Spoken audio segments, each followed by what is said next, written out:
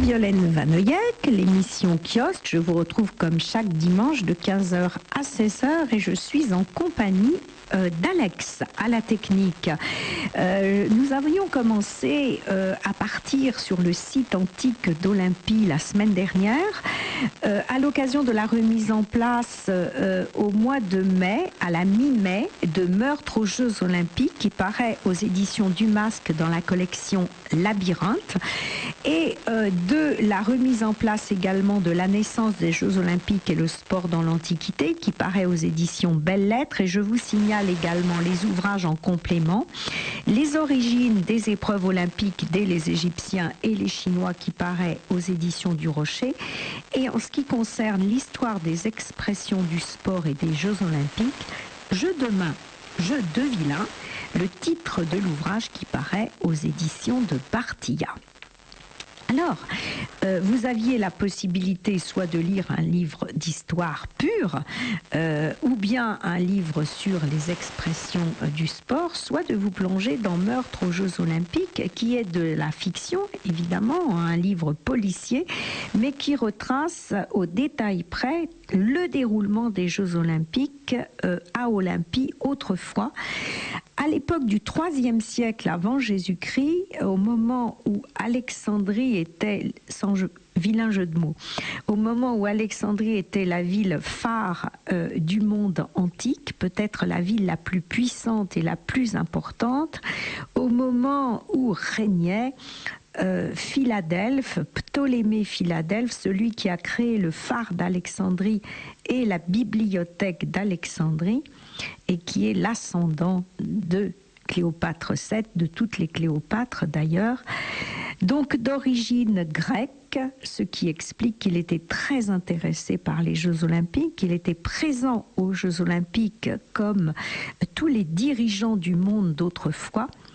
et qu'il a même essayé de créer ses propres Jeux Olympiques à Alexandrie en Égypte, qui s'étaient appelés donc les Alexandria, et puis qui ont pris d'autres noms, mais qui n'ont jamais eu ces Jeux, la splendeur des Jeux Olympiques. Donc Meurtre aux Jeux Olympiques a pour toile de fond bien sûr les Jeux Olympiques au mois de juillet au IIIe siècle avant Jésus-Christ, à une époque où le professionnalisme et les épreuves olympiques étaient extrêmement bien installées. Donc on comprend très exactement comment fonctionnaient déjà les Jeux Olympiques dans l'Antiquité. Et puis en complément, nous sommes partis et nous allons repartir sur le site d'Olympie, dont nous avons retrouvé des habitats qui datent du néolithique, du deuxième millénaire avant Jésus-Christ,